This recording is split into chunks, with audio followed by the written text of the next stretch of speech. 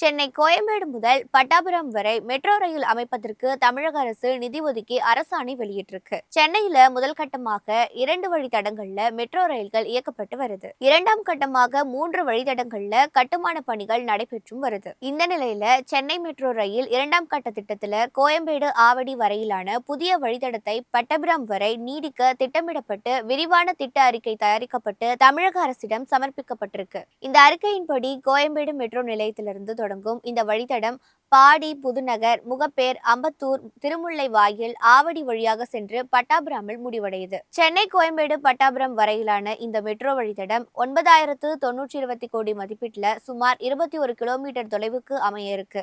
19 metro rail நிலையங்கள், 3 மேம்பால சாலைகளுடன் இந்த திட்டம் அமையவிருக்கு. இதற்கு மத்திய அரசும் தமிழக அரசும் ஏற்கனவே ஒப்புதல் தெரிவித்திருந்த நிலையில அந்த வழித்தடத்துல நிலம் கையகப்படுத்துவதற்கான பணிகளை தொடங்குவதற்கு தமிழக அரசு அனுமதி வழங்கியிருக்கு.